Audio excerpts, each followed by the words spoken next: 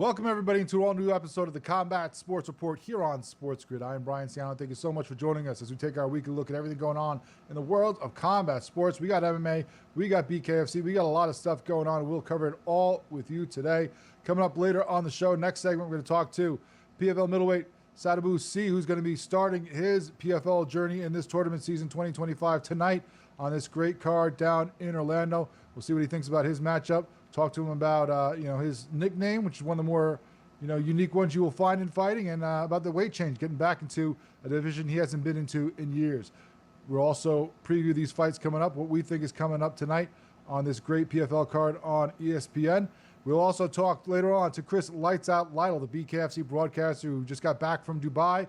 Talk to him about the great fights, the stacked cards, back-to-back nights you had out there, and preview what you're going to see tonight in the BKFC Fight Night Omaha that he will be calling. Get all the information on that from him. And then later on, we'll preview the card ourselves for BKFC Omaha and maybe even get into some of the other news going on in the world of combat sports. So make sure you stay tuned with us all hour. Thanks so much for that. Right now, though, we had some great action last weekend we have to cover. Last Friday, you have the second of the PFL cards for the 2025 season. The first action for a lot of these fighters in the bantamweight and women's flyweight divisions. So let's break it down right now and talk about the fights we saw down there in Orlando.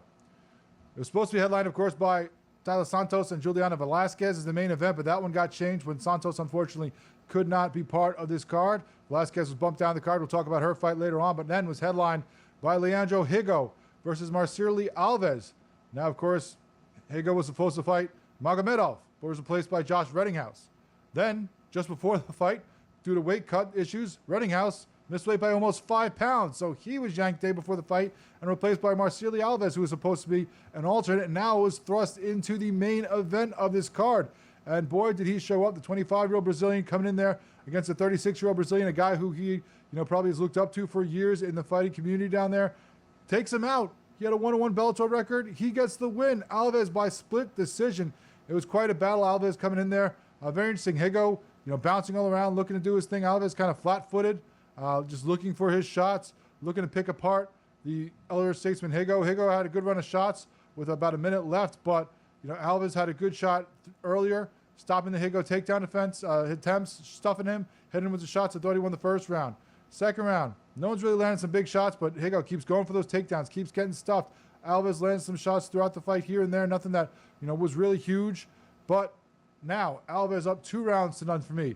Third round, Alves started to slow down a little bit, starting to switch stances. That leg started to bottom, that front leg that had been worked on by Higo a couple times throughout the first 2 rounds.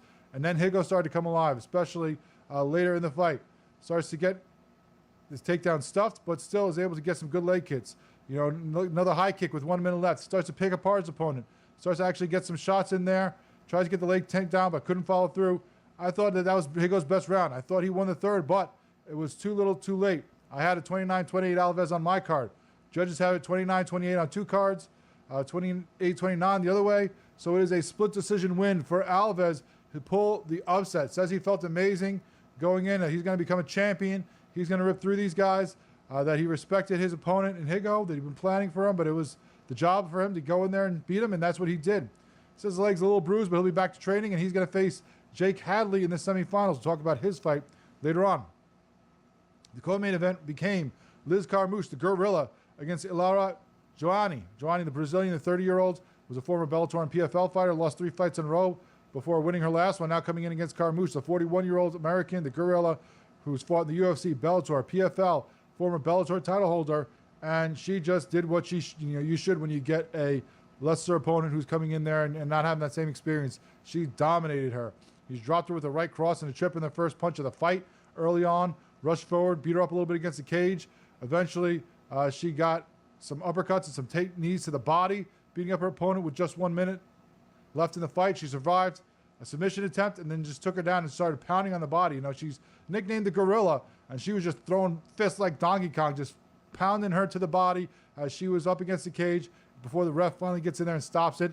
She talked about how even though she's later in her fight career here, for one of the first times ever, got a nutritionist, got a coach to help her through the weight cut, and it was one of her easiest ever. Said she feels great. Wanted to get some bucket finishes. They're talking about that throughout the fight. One of those apparently was beating up the body with the liver shots.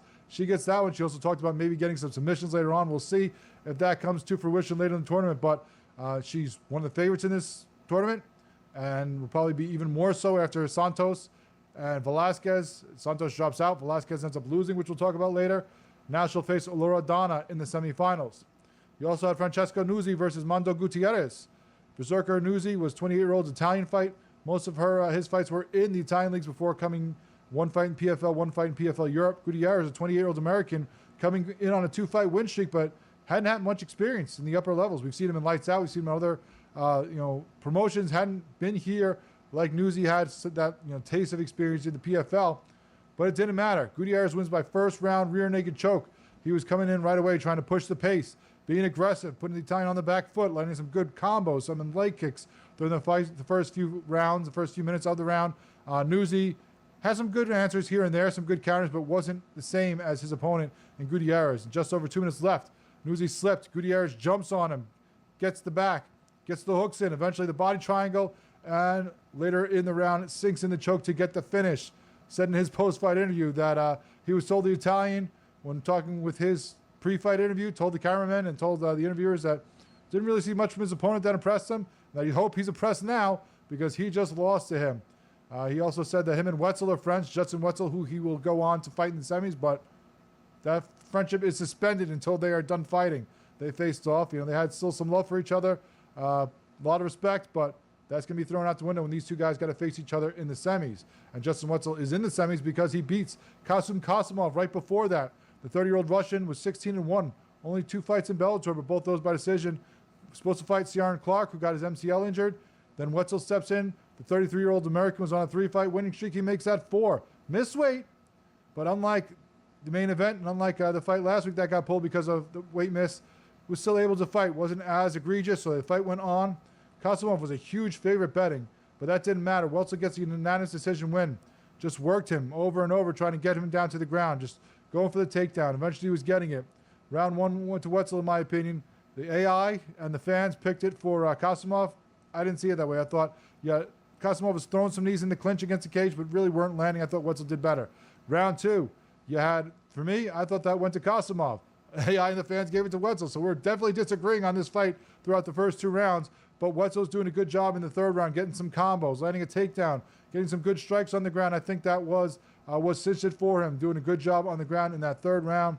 He gets the fight 29-28. In my book, all the judges have unanimous for Wetzel. 30-27 on 2 cards, 29-28 on 1 card. So I don't know how you get 30-27. You got to give some to Kasimov, I thought, in the 2nd round. But still, Wetzel gets the decision victory, and he moves on to face his friend and now foe in Gutierrez. On the prelim card, you had Juliana Velasquez making her fight there against Ekaterina Shakalova, the Ukrainian, stepping in there late notice, a 27-year-old, not as experienced, not a champion like her opponent Velasquez. Didn't matter. She comes right out, putting the pressure on her, gets her down early in the fight, eventually getting the 1st round submission 2 minutes and 5 seconds in after working to find what she needed to get the hooks in, sinking it in, and getting the finish. She'll face Jenna Bishop in the semis, who won earlier on the card. Jake Hadley also moves on, the English fighter, fighting Matias Matos. Was supposed to fight Kamidov, but Matos replaces him, and Hadley does a good job with a 3rd round submission. Both guys doing some great stuff. Matos, doing some good leg kicks in the fight, but Hadley eventually taking over late and getting the Scottish twister, not one you normally see.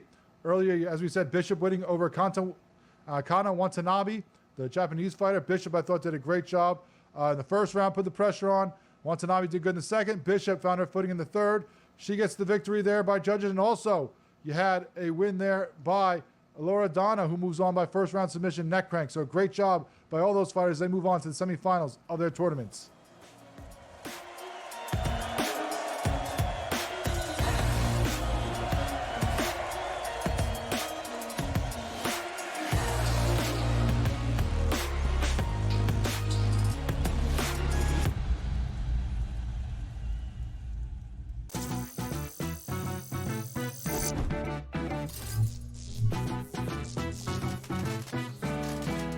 Want to play roulette? Here's a tip.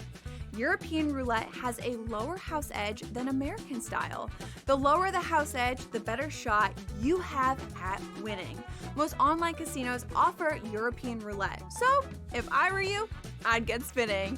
Now, go get lucky. See you in Las Vegas. Let's get lucky. Okay, what tools can you use to measure those things a bit?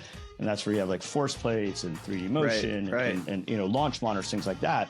But that's all just sort of like measuring what's happening. That doesn't necessarily explain why one guy's really good and another guy's not really good. And that's where there's still kind of like this ongoing, how do you like continue to do research to understand that better? And I think that's going to last well past my lifetime. The Smiley Show, only on SportsGrid. I'm still optimistic eventually this will happen and they'll get it together. I mean, if Florida can get their act together, Sam, with the tribes, I believe that California can too. It would bring a lot of money to the tribes, which is also something they really care about. It's an $8 billion market. Conservatively, it could be even more when it legalizes. The sports books would be sharing revenue with the tribes, essentially doing all their operations and forking over a percentage directly to the tribes. Newswire, only on SportsGrid. King of the featherweight division for the BKFC, that is King Kai Stewart, who is joining us now, still the champion of the featherweight. Though he did get dominated, he was still throwing big shots. He landed a lot bigger shots on Palomino than he did me, and I wasn't really impressed. Palomino's getting older. He is definitely a former GOAT. He has done amazing things in this sport, but it's just my time. Only on SportsGrid.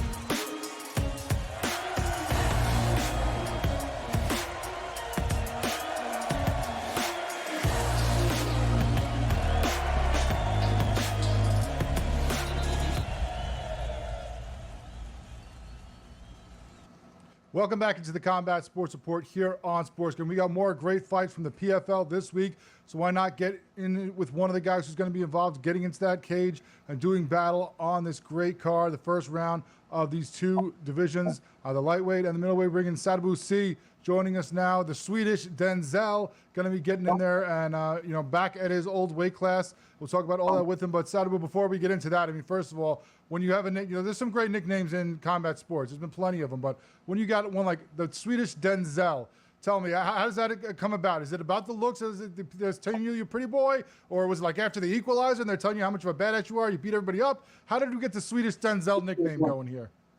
So, to be honest, the Swedish Denzel, I put that to rest for now, but I'll tell you how it come about. I was in Vietnam. I was in 2 movies, acting, and seeing myself at the big screen for the first time. I told the PFL crew that I was expecting everything, but it wasn't no Denzel, and they started laughing. And after that, they just gave me the nickname, the Swedish Denzel. There you go. Well, hopefully, like he does in many of his movies, you take care of business and get the finishes and beat the bad guys. And that's what we're looking forward to as you get into this tournament. Coming back down to this weight class for the first time in a number of years.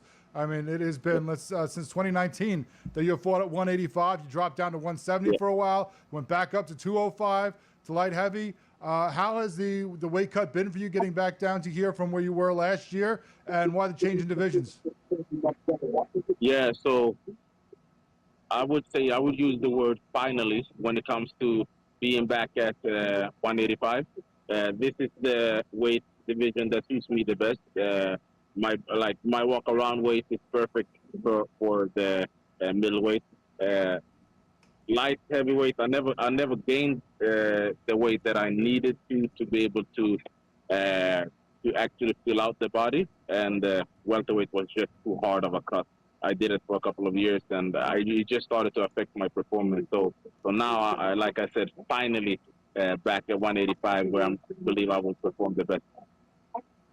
I feel you. I'm a little bit older than you, so as we get up there, getting rid of that weight, it gets harder and harder. I'm sure you're feeling fresher, you're feeling better. How do you feel right now as you're ready for this fight? Coming up, is it easier for you to be where you are, less weight to cut, and you don't have to put on that extra muscle and carry that extra bit that can gas you out? How do you feel as you get ready to step into that cage? Oh, I feel great. I've had a lot of fun with camp. Felt great. Also, like I said, nice not having to focus about weight cut. I know that 185 is such an easy cut, so I don't have to actually like walk around every day and just focus on how my diet is gonna affect me and stuff like that. So I feel great. It's been fun, and I'm looking forward to the fight. I'm very stoked. You know what? I understand you wanting to make the easier cut because, I mean, I saw the pictures that you had from Friendsgiving. I mean, those ribs that you had. I mean, when you got people who can cook you that kind of food, why would you even bother trying to get down to 170? Just enjoy life a little bit. Man, you guys had such a serious spread you had going on there. I've seen a couple different posts with some great food. You gotta love the good stuff sometimes and let yourself enjoy life, right? Hey, I'm a foodie. I love making food, and this is one of my friends, Kendrick Benjamin from Salt Lake City. He's an amazing chef. So I was his sous chef for that one. Was at my house in Vegas doing a Friendsgiving. But like he showed me how to do the best brisket. I just love and I enjoy food. So 170 was definitely not for me anymore, I should say. I got you. Who needs a six pack when you can enjoy life a little bit more? But you know, Exactly. I see. Obviously, you know, as we said, you're getting a little older in your career at this point. I saw you going on a new, you know, regime as well as, you know, for recovery and your training. I saw you doing the cryotherapy. Tell us a little bit about that. You know, you see certain guys do that. You always have people doing ice baths or different things like that. What's it like going into the machine, getting that extreme cold? How has that helped you during your training, your recovery, and getting ready for this tournament and, you know, getting your career to where you want to be at this point in it?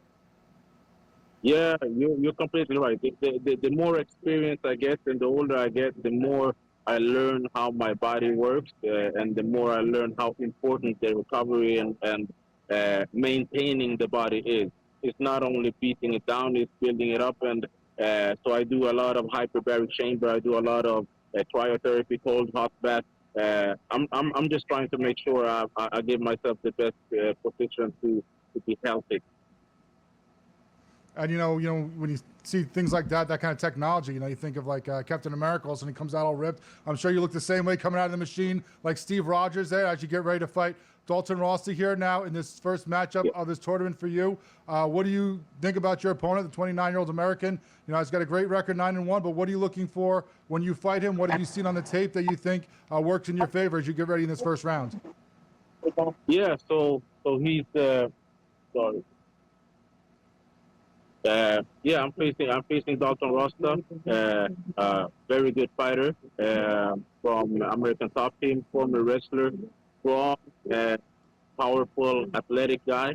I believe that stylistically, I wouldn't say that it's something that I've never seen before. I think I've fought similar styles before. And I believe that it's a good matchup for me. I'm going to be longer.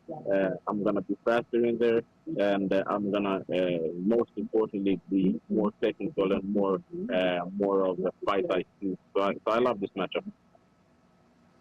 And we'll see, you know, obviously, with all the striking that you have, all those great knockout wins, you want to keep this on the feet and see if you can pick apart the younger fighter. You know, how do you like this tournament format? The first time you've been in PFL a long time, but obviously with the switch to the new format, just the bracket system, not the playoffs, not the regular season, just straight, you know, 3 fights to the end. How do you like that in this compressed timeline that you have?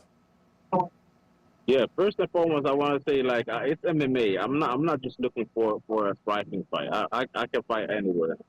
So I'm not even worried about like just having the fight on the feet. But with that being said, I love the new format, a tournament-based style, win or go home right away. I don't have to think about the points. I don't have to like try to hunt a fast finish just to put myself in a good position to move over. So I love it. Sadibou Sy, your co-main event here for this great card we have coming up for the PFL this week. Can't wait to see your fight. Thanks so much for joining us, and good luck. Appreciate you. Appreciate your time, guys.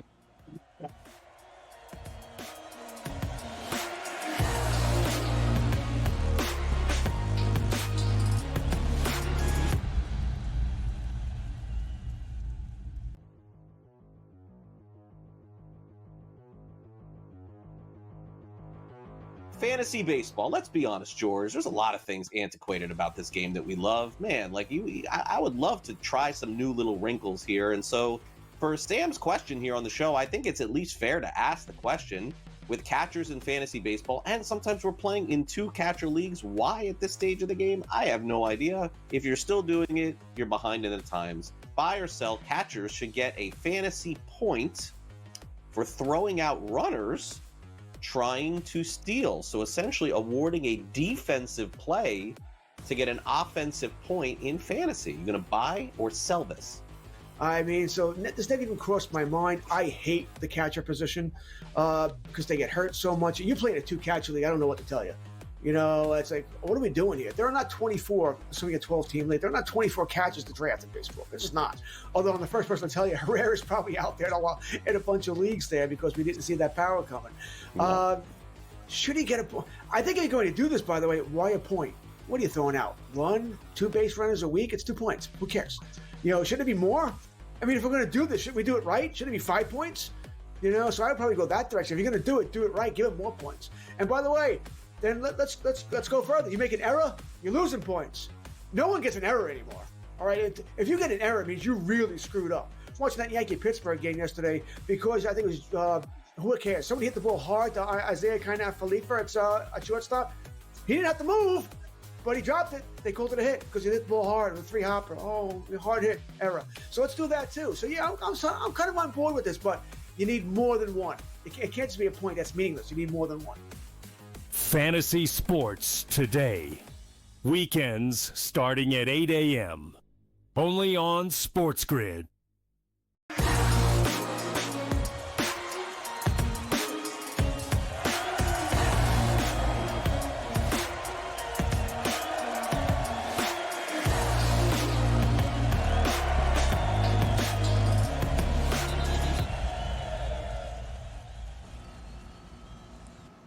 Thanks so much to Sadibou Sy for joining us before he has this great fight tonight on the co-main event. It's going to be a great card. Let's get right into it in a couple minutes that we have to preview what is going to be going on ESPN tonight for PFL's third card. It's going to be on ESPN Plus, 7 Eastern. So make sure you check it out down there in Orlando where they've been doing all these first-round fights. Going to be a headline by Impa Kasanganay versus Fabian Edwards at middleweight. Should be a great striking battle. Wait, I'm sorry. They messed up. 2 weeks ago, we found out that Fabian Edwards is out and Jordan Not Human Newman is in. Didn't know why, but that fight has changed. Oh, wait. No, it's not. All of a sudden, Edwards is cage side last week, and now we're back on Impa versus Edwards. How's this one going to go? 2 guys I like to strike. I think this is all about who pushes the pace early, because we've seen with Edwards in his last couple of fights against Eblin and others that, you know, sometimes he takes a little longer to get going. And this isn't a 5-round fight. You can't wait till 3, 4, 5 to all of a sudden start getting into the fight. You got to get it going early. Who's an early starter? Impa Kasanganay, former light heavyweight champion, now dropping back down here to middleweight. I like Impa in this one. Both these guys can drop either one, but I think he's a quicker starter. I like him in this fight to get out going fast. Also middleweight, you got Sadibou Sy versus Dalton Rosta. Sy, the 38-year-old Sweden, the Swedish Denzel, 17-8-2 in his career. A lot of them by KO, TKO, or decision. So lost 2 of his last 3 fights, so coming in on a little bit of a losing streak going against Rosta, the 29-year-old American, who's 9-1 in his MMA career. He was 7-0 before losing in 2023. He's got some experience in the big leagues and these big promotions, but no big names. It's going to be tougher against this long-time vet in Sadibou Sy. He's been fighting in the PFL for a long time. I think the vet takes the decision victory here. I'm going to go with the Swedish Denzel Washington. At lightweight, you have Ghazi Rabadanov versus Mark Diaksy. Diaksy, the British, the 32-year-old fighter, is 18-7, 11 decision wins, 6 KO, TKO, longtime UFC fighter, 1 fight in Bellator before this. Rabadanov, the 31-year-old Russian, is 24-4-2, 11 by decision, 8 by KO, TKO, former Bellator and PFL fighter on a 10-fight win streak. So how's this one go? Well, I think either way, you're probably going all 3 rounds with these 2 guys, and I'm leaning towards Rabadanov to get the decision victory in that one and move on. Also at lightweight, you got Mads Burnell versus J.J. Wilson on this card. Burnell, 31-year-old Danish fighter, 20-6, 10 wins by decision, 9 by submission, fought in the UFC, Bellator, and PFL, has won 4 of his last 5 on a good streak going against J.J. Wilson, the 27-year-old from New Zealand, 10-1 in his MMA career. Almost has won in almost every different way of his fight career. So, you know, not a guy that you could really pen down so far as being a one-dimensional guy. He's got it all. 9-1 in Bellator, so almost all of his fights in some high-level competition here early in his career. Still, I'm going to roll with Burnell in this one. This guy's on a streak. You don't get in the way of a streak, especially when he's fought some of the tougher competition that he has. I think he gets this one. Another one that probably goes a distance and is in the hands of the judges, which is always risky, especially if you're betting it. On the early card, at lightweight, you got Brett Primus versus Shinis Sensi. Primus is a 40-year-old American, 15-4. Lost his last fight, but won 3 before that. He was supposed to fight Alexander Shebeli, but last weekend we found out that he was out for whatever reason, so he's fighting the Brazilian Nsenchi. 8-2, 6 wins by submission, making his major promotion debut. A great grappler so far in his career, but that's not the type of guy you want to put against Primus, who wants to take you to the ground. Although he's older, if he gets into a situation where you get a lot of stand-up fight or where he's fighting off a lot of submission attempts, from his back and things like that, that could gas him out. But I'm going to go with the vet here in Primus to get the victory and move on. You also have a middleweight battle between Josh Silveria and Mike Shipman. Silveria 13-4. He's got half his wins by submission, half his wins by striking. He's lost 3 of his last 4, though. 2 of those to Impa Kasanganai, 1 to Wilkinson. He's dropping down in weight class here, too, going against Shipman, who's 17-4. He's got a split decision loss to Edwards. He's won 3 fights in a row in Bellator before moving over here to the PFL. I think Silveria's had the tougher competition. He's the bigger guy. I'm going to take him to win that fight. At lightweight, you also have Clay Colliard versus Alfie Davis. Davis, a 33-year-old Englishman, is 17-5, 9 wins by decision, longtime Bellator fighter. Hasn't had the big names on his card so far, though, despite the long Bellator career. Colliard, the 32-year-old American, is a longtime UFC and PFL fighter, 25-14. Not the shiniest of records, and lost 4 of his last 5. But again, coming in here against a guy who hasn't faced that upper echelon competition like he has so far, it's tough to say. I think I'm leaning towards Davis, despite not having the big names, with the way that Colliard has not shown up in his last couple fights the way that we want him to. Middleweight fight also on this card, Aaron Jeffrey versus Murad Ramazanov. Jeffrey, the 32-year-old Canadian, 15-5. Losses to Edwards, wins over Lima, Rossa, and Vanderford. Romanov, the 29-year-old Russian, 12-2. Well-rounded, 4 wins each way. Submission, KO, decision. He lost back to Masayev in 2 of his 3 in the PFL. So this one, I'm going to roll with Jeffrey, the Canadian. These Russians are tough, but I think Jeffrey has some better competition that he's shown up better against. I'm going to take him to win that one, probably by decision. And that is what you're going to see in Orlando tonight here with the PFL.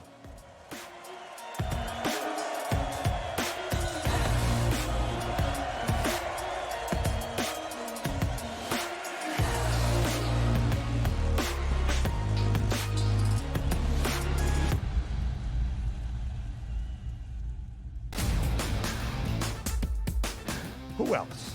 Who can maybe provide a test? Who can maybe be a challenger and a contender elsewhere around the Eastern Conference? Top 2 is going to be a runaway. But I guess if I had to choose, Ben, it's going to be the Knicks. At least they have the talent to somehow upset teams that are better than them, but they can't in the regular season. Maybe it changes in the playoffs. The Early Line. Only on SportsGrid. We know what Chris Lytle can bring. I was personally high on Schwallenbach. Smith-Shawver, their other starter, looks okay to kind of bad. They need to I don't want to say tread waters. I think that puts into a bad light, but that's what they ultimately need to do. They need to tread water until Strider gets back, until Acuna gets back, and maybe it's just part of the team morale mentality that we're not at full strength. We need to kick things into gear once those guys get here. Pro Baseball Today, only on SportsGrid. They have already decided, it would appear to me, from what you're telling me, that they're satisfied with the quarterback room as it stands now. Shedeur Sanders does not have the value to go at number 3. I know they need a quarterback. It's about this season with Russell Wilson, okay? No question he's going to be the starter. Winston will back him up. But the future they can get next year. Pharrell, Coast to Coast, only on SportsGrid.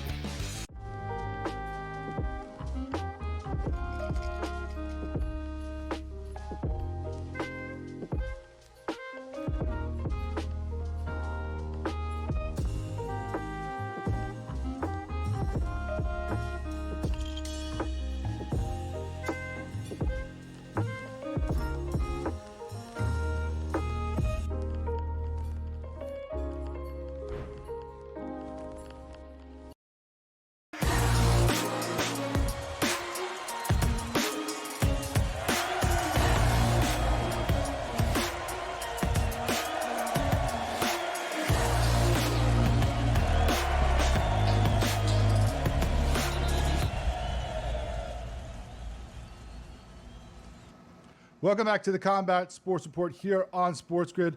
And we talked about those great cards they had in Dubai, the back-to-back days that they had the first time out there. It was some awesome stuff. We talked to the champ, Kai Stewart, last week about retaining that title. Now we got to bring on the guy who was cage side to watch it all ringside, seeing all the action, taking in all the sights of Dubai. And that was our man, Chris Lytle. Been very busy. Now we get him back on here as he's back in the States. Chris, thanks so much for joining us. What was the experience like in Dubai for you? I mean, you had the outdoor arena at the tennis stadium. You had the back-to-back cards. Obviously fight fans that you haven't been in front of before with this. What was the situation like in Dubai for the BKFC as far as the acceptance, the atmosphere, everything that went on? Well, Dubai was amazing. Never been there before, so just actually going, checking out a lot of the sites, that part was incredible. There's huge buildings everywhere. The tennis stadium was unbelievable, right by our hotel. I loved it. I had another unique experience. I mean, you would not believe how many fighters I had to interview that don't speak English. I mean, one time I had a translator. It was like 4 different guys translating. Like one guy had asked you a different language. It was chaos. Anyway, the fights were really good, very exciting. I loved everything about it. I think we'll be going back often. I think they had never seen anything like it. They were blown away, and that's what I always say. When people haven't seen it live, what you do, you're like, man, this is different. I love it. There was some great fights over all the cards, a lot of great performances. We'll try to touch on a couple of them, and then we'll try to hit up with you, obviously, some of these fights we have coming up this week. Obviously, down there in Omaha, back another BKFC fight night, where the BKFC made its bones for a long time before starting to expand like we have now. Let's first talk about what probably was the worst of the 4 title fights. I mean, you had 4 title fights, 2 each night, some great fights, but then there was one that left some serious lacking, and that was Austin No Doubt Trout defending his title against Carlos Trinidad Snake. I mean, CTS got the knockdown in the first round. He's up 10-8. You figured, oh man, the Young Buck's going to come take this title. And then he just tried to coast on 1 round the rest of the way. I don't even know how it got to a 6, honestly. I had it done after 5. What did you see, ringside there as these two were battling and really not really throwing for 4 of the 5 rounds? Well, what I really recognized right from the beginning is Austin Trout, he's had a lot of championship rounds, and Carlos Trinidad Snake has not. And that's a huge difference. I mean, I think Carlos, this next time, he'll have a better understanding. Just like sometimes the big bright lights make it a little bit different. I think he will understand, hey, I have to throw more punches. But Trout, just a constant professional. It is that experience, those 8, how many title fights you've had, those rounds you've done, that is immeasurable to have that kind of experience. And you utilize that, and you know when to throw and when not to throw. He did enough. He went there, started landing a lot of left hands to the body, got inside. He was just busier. He was active, and he landed more shots. Yeah, and I mean, I know they always say that the judges are supposed to be impartial. You're not supposed to give a little more credit to one guy or the other, but that title always does. And to be the champ, you have to beat the champ, and he certainly did not try to beat the champ. He seemed like after he got that knockdown, he just fought not to lose, which was weird, given what we've seen from him before. But hopefully, we will probably see him back very soon. The young guy, a lot of great wins under his belt, so we'll see what is next and if he learns from this one. But someone who has learned from title losses and has turned it into just dominating title defenses now, of course, is Britain Hart. She had that one against Ty Emery here. Just another situation. Ever since she's dropped down to 115, got this title, it's just, a showcase for her. It seems like every time. Ty Emery had some great punches. She had some power that she showed at times, but it was another, just clinic of Britain Hart moving and sticking, hitting you, getting out of the way, and just doing her thing for 5 rounds, picking her opponent apart. I mean, Britain Hart is just unbelievably good, unbelievably talented, but just more than that, she epitomizes it when we say you have to be a dog. Every time she gets hit, she fires back with harder punches. I mean, that's something you can't teach. That's something that has to be, I don't know if it's born into you or it's just beat into you through life. I don't know what it is, but Britt Hart has it in spades. Every time she comes to fight, I mean, Ty, I thought, very formidable opponent. She's so strong, so powerful, and every time she cracked Britt came right back with 2-3 punches of her own. That was an unbelievable fight. I mean, both those females are warriors. They went to battle. I mean, Ty Emery's face was a wreck at the end, and Britt is just, I mean, I don't know what to say about her, tough as nails, and her confidence is just at such a level right now. You're not bringing it to her, and she's going to fire back every time. I don't think people are knocking her out. She's just the queen of 115. I don't know what else to say about it. And, it's not even like some novel striking. She's doing some crazy angles, just simple 1-2, 1-2, and she just picks you apart the whole fight. And it probably frustrates you even more so when it's just the same 2 punches that she's just eating you up with as you keep going round after round. You also had an incredible comeback there from Tello. Hamas had won the first 2 rounds, it looked like, and then Teller just comes through and just starts knocking him down before he gets the finish there. And, kind of a sad fight there with the former UFC, longtime heavyweight Alexei Oleinik, the boa constrictor, not fighting because he wants to, as he flat out said, just fighting because he has to, and taking a beating in his BKFC debut. Yeah, that was tough. Man, just some extremely powerful fighters. I remember just the guy trying to take his shirt off at weigh-ins. He couldn't barely get it off. It was unreal. I was like, this dude's an absolute animal. He's a monster. I still think if that fight gets past the first round, maybe halfway through the second round, he tires out. If he could have got worn out a little bit. But, man, nobody's taking too many of those shots. That guy looked like a physical specimen. Hits very hard. And then, of course, you get right back the next night. No rest for the weary. You guys are back in there doing a whole nother broadcast. You switch out the fighters, but you guys are doing your thing once again. Headlined by another title defense by King Kai Stewart. He beats Tom Stradom, just picks him apart over 5 rounds, 50-43. Could have been even worse. I thought, there were two. We talked to him about it. There were 2 knockdowns that were gold slips that could have been knockdowns. He could have had, like a 10-point shutout here. That's how bad he picked apart his opponent. But just once again, destroying everyone in this division. And now talking about maybe moving up and trying his hand at 155 if the deal is right. I mean, he's just, we always talk about how he's really revolutionized the way he fights, weaponizing pace, just really wearing people down, coming at you with so many different angles. It's hard to deal with. Nobody's been able to figure it out to this point. So, if he wants to go up to 155, I think wherever he goes, he'll have success. But then again, if I'm a 145, why move up to 155 if you don't have to? Maybe you just don't want to keep cutting the weight like that. I'm not sure, but I think he's proven dominant right now. And I'm loving watching him fight each time. He keeps stepping up his game every time he comes out. And you also have another belt now going to Shift Combat as the Black Widow, Jessica Borga, gets the first women's featherweight title. She gets the title just steamrolling Rankin. I mean, Rankin had a great boxing career. She was a former champion, and Borga showed this ain't boxing. This is bare knuckle fighting here, and she just goes right through her in the first round. Well, what really got me was I felt like when Borga first came out, she was dominating, everybody. And then I thought, okay, let's see what happens against Rankin. Rankin came out and looked much improved from her first fight. I was like, okay, she's getting it. She understands. She's got caught with a punch. I mean, Borga she shows how talented and how strong and how powerful of a striker she is. Back-to-back right hands, that's odd to be able to throw that kind of punch and create that kind of power. 2 right hands in a row, and it just, all it takes is one shot in bare knuckle, and that's exactly what happens. You land that shot and put her down. And then, of course, we also had, not a full, sweep for Shift Combat as they're used to, because you have her teammate lose to Gaffi. Allen goes down. The number 2 featherweight gets the upset there, loses. So now he'll have to be climbing back up the mountain. But let's move on. We got another card coming up this week. You guys are back in Omaha for a fight night. You got Cochran Edwards to headline it. Cochran, of course, always game to fight in his hometown of Omaha, and he just brings it. Has been on a huge win streak for the BKFC. This should be some pretty violent fights between these two guys. Pretty violent rounds at the top of this card. And I'm not going to lie, there's probably about 3 fights ago for Cochran, I thought, man, he's done. I mean, he just really looked mediocre in my 2 fights in a row. And ever since then, man, this guy, I usually don't see guys when they get a little older kind of go on a slide and come back. This guy has. And I'd put him up against anybody at the point. He's hitting really hard. And he's so powerful inside. He's very strong. But, I mean, Edwards, he always puts on an amazing show. He's always been just perfect, really, for us. So this is a great fight. This is an unbelievable fight to have on this card. And just, I think whoever wins should be right in line for a title fight.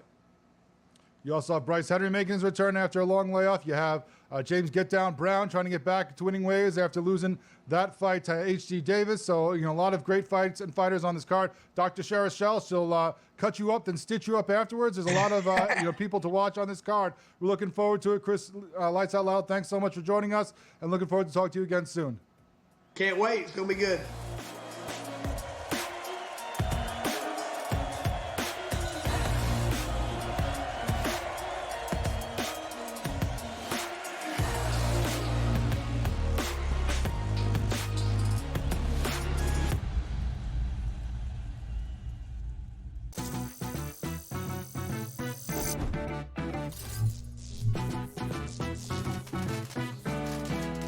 Want to play roulette? Here's a tip. European roulette has a lower house edge than American style. The lower the house edge, the better shot you have at winning. Most online casinos offer European roulette. So, if I were you, I'd get spinning. Now, go get lucky.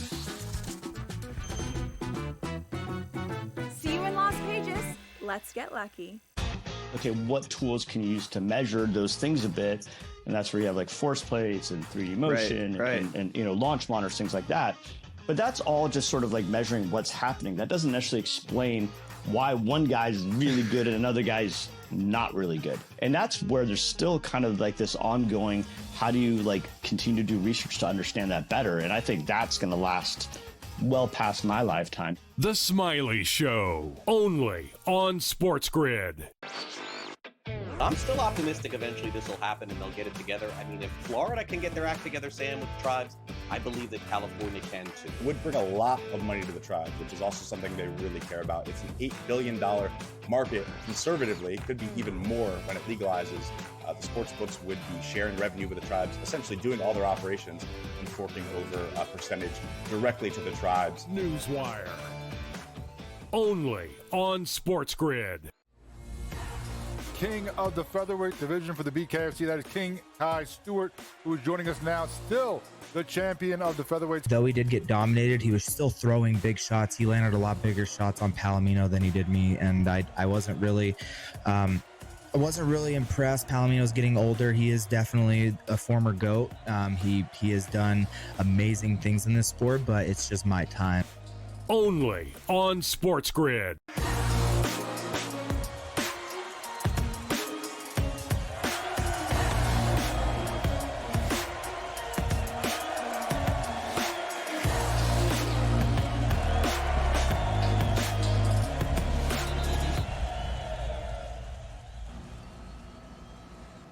Always great to catch up with our man Chris Lytle and pick his brain about what's going on in the world of the BKFC. He's there for every card, so no better man to talk to than Lights Out Lytle, former fighter, now broadcaster for the BKFC. But we got a great card coming up this weekend, like we touched on with him at the end of the interview. So let's get right into it. We got a couple of minutes here to talk about some of these great fights. You're going to see BKFC Fight Night, of course, tonight in Omaha, 8 Eastern Time on the BKFC app. You can check it out. Going to be headlined by a middleweight bout between Dakota Cochran and Marcus Edwards. Cochran, of course, from Omaha, the 38-year-old former MMA fighter in Bellator, had a long MMA career, 34-13. Now 7-2 in the BKFC. It's got 4 straight wins over guys like Cutter, Holloway, and Santiago. Been fighting the BKFC since 2019. Going to take on Edwards, a 36-year-old American who's another former MMA fighter, 14-6 there. Now 3-0 in the BKFC. His last 2 wins have been by decision.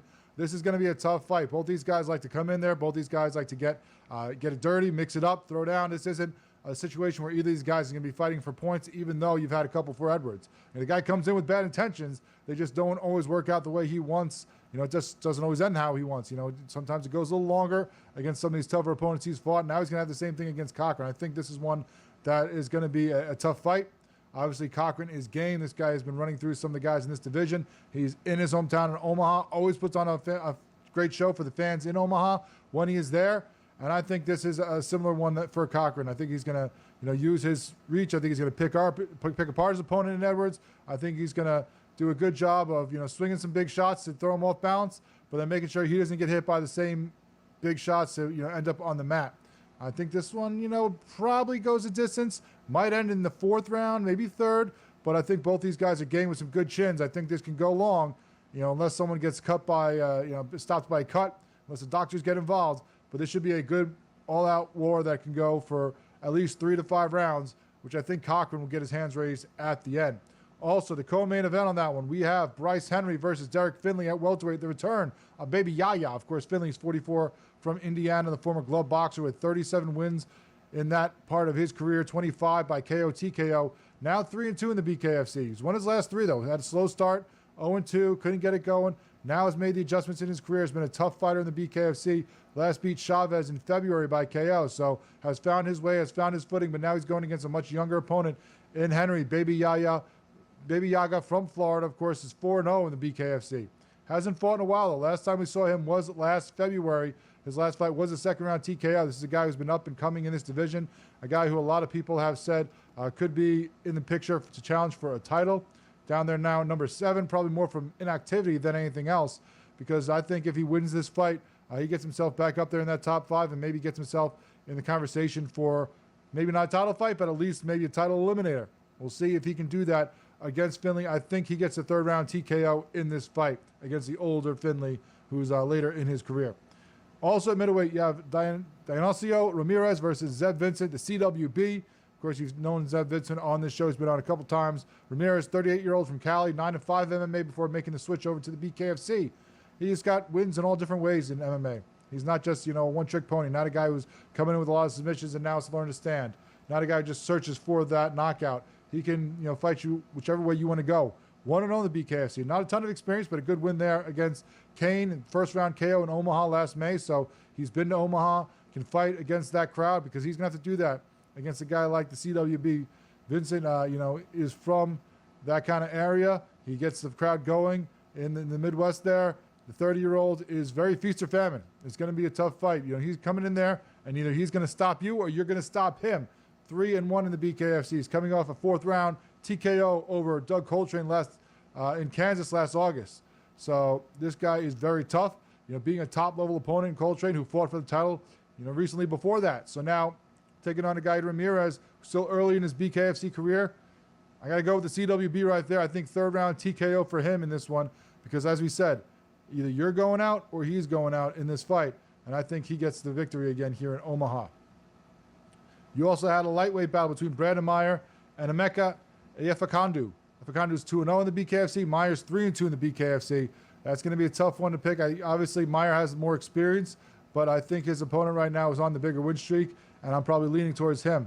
Also on this card, a very important fight between Ramiro Figueroa and James Get Down Brown at lightweight. Now, Figueroa is 2-0 in the BKFC. If you look at his record, he's sitting there in those rankings right now. He is a guy who can get his name into the mix, get himself into a situation where a title eliminator, another fight or two, could be in that picture of getting a shot at that lightweight title against Tenaglia, sitting right now at number 5.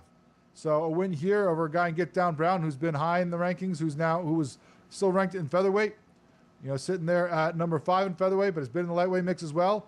That could be huge for him. While Get Down Brown on the other side needs to bounce back.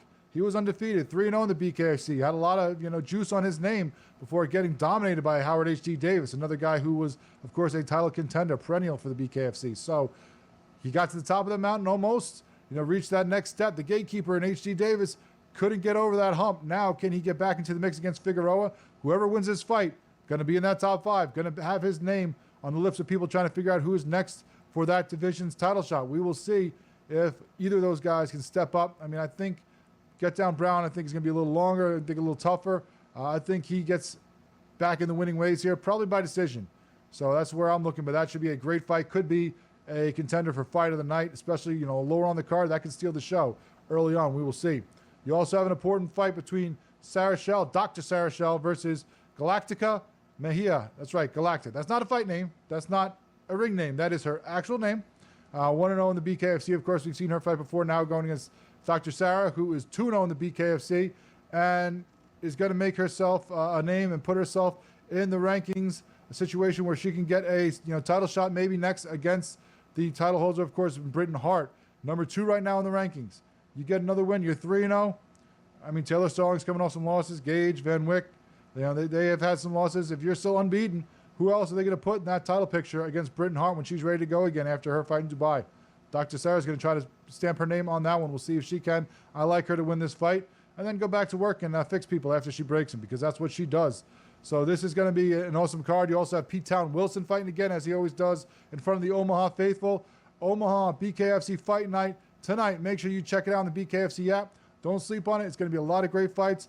We should, get some of these ones. It's going to be fight of the night, maybe even some fight of the year contenders with some of these great battles that can shake out and shake up some things in these divisions. So a lot of great fights here on the BKFC Fight Night Omaha. Always great cards on there. Always a lot of violence. Some great local fighters. Some great fans. Can't wait to watch all that tonight. Make sure you check it out. When we come back here on the Combat Sports Report, we'll get into some of the news that we haven't been able to hit over the last couple weeks involving all these organizations here on SportsGrid.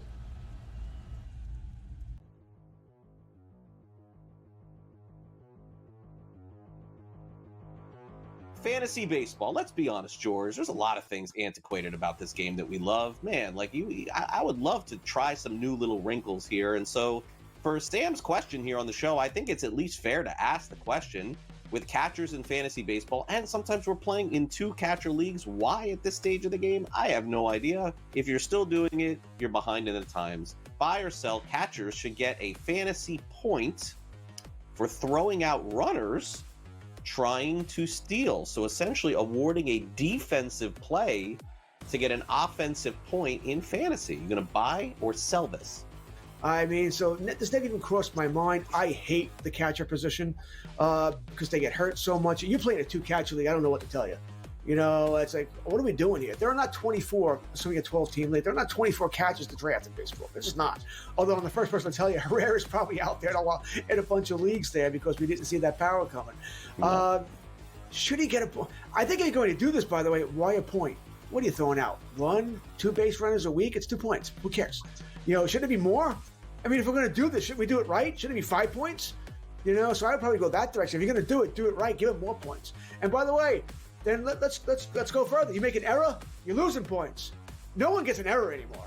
All right, if you get an error, it means you really screwed up. I was watching that Yankee-Pittsburgh game yesterday because I think it was who cares? Somebody hit the ball hard to Isaiah Khalifa at shortstop. He didn't have to move, but he dropped it. They called it a hit because he hit the ball hard with 3-hopper. Oh, hard hit, error. So let's do that too. So yeah, I'm kind of on board with this, but you need more than one. It can't just be a point that's meaningless. You need more than one. Fantasy Sports Today. Weekends starting at 8 a.m. Only on SportsGrid.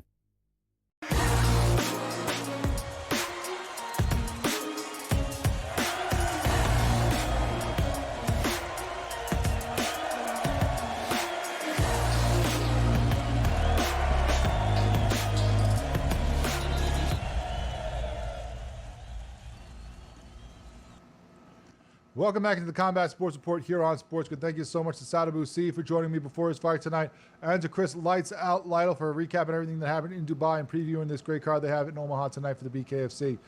Speaking of the BKFC, one of the news stories that came out the last couple of weeks that we haven't been able to get to is, of course, there have been plenty of fights. We'll talk about those as they get closer. You know, some of these dates announced in different cities. But as we get more fighters and more fights announced of those, we'll touch on those. But we had a new fighter signed, and we'll see what she can do. It's in this women's division where we're looking for more and more talent, and that is Jessica Evil Eye, the longtime Bellator and UFC fighter who now joins the BKFC. We'll see when she makes her BKFC debut, of course.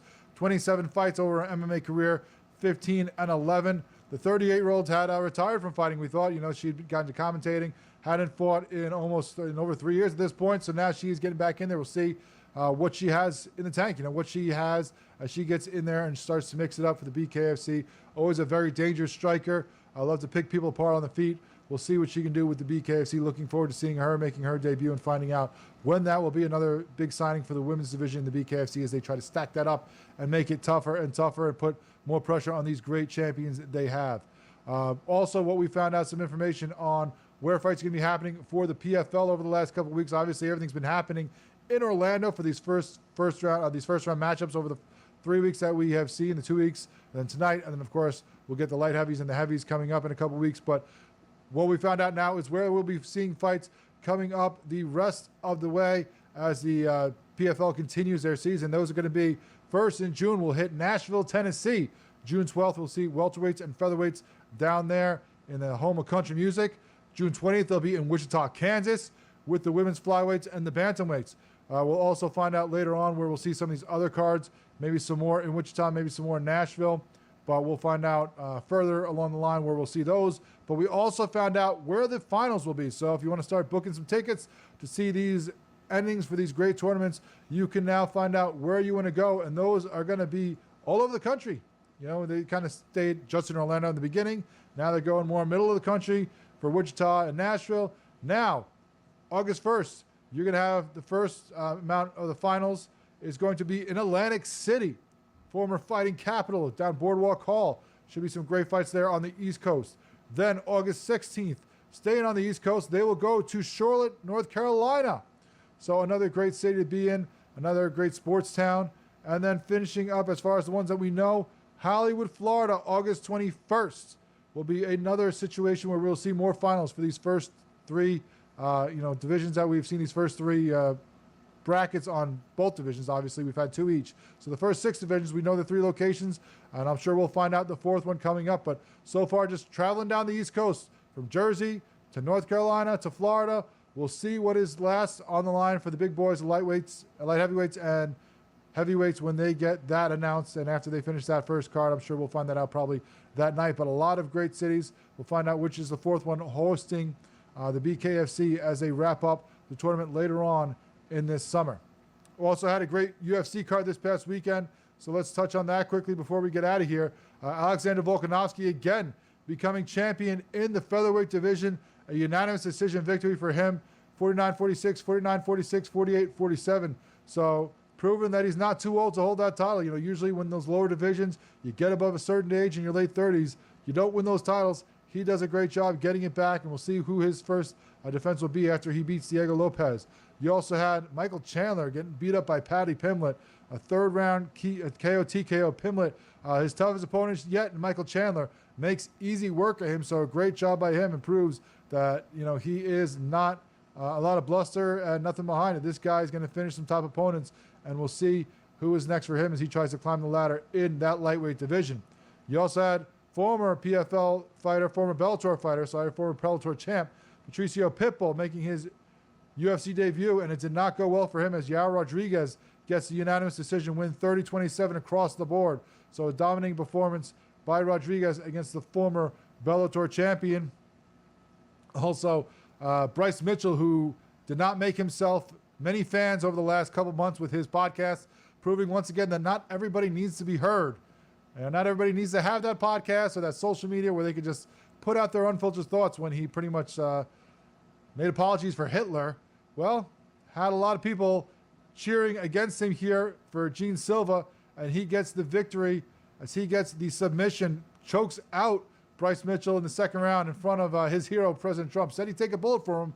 Well, so far it got a not even a tap out, got a choke out in front of him. So we'll see if he can rebound his image and his fighting career later on. But I'm sure a lot of people in Miami were happy to see him get beat up against Silva. And we'll see what is next for all those involved. Another great card for the UFC and another great show for us. We'll catch up with you next week here on the Combat Sports Report here on SportsGrid. Thank you so much for joining us.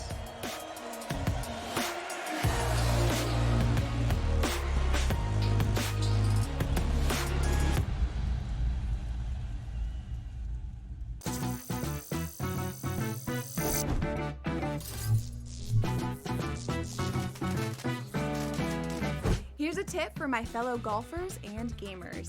Do you want to book a golf trip to Vegas? For the best weather, aim for spring and fall. But the best prices, aim for summer and winter. But if you're looking for that sweet spot, try June. You get the August prices without that scorching heat. See you in Las Vegas. Let's get lucky. We know what Chris Lytle can bring. I was personally high on Schwallenbach. Smith Shawver, their other starter, looks okay to kind of bad.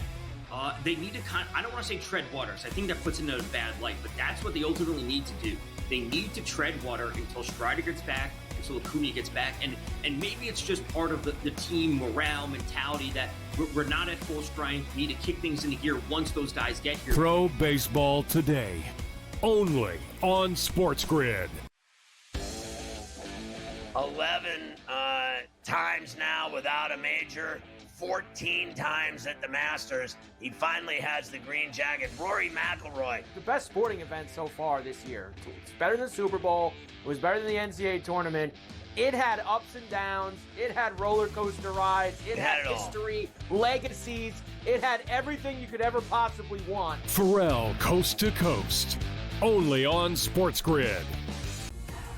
King of the featherweight division for the BKFC, that is King Kai Stewart, who is joining us now, still the champion of the featherweight. Though he did get dominated, he was still throwing big shots. He landed a lot bigger shots on Palomino than he did me, and I wasn't really impressed. Palomino's getting older. He is definitely a former GOAT. He has done amazing things in this sport, but it's just my time. Only on SportsGrid.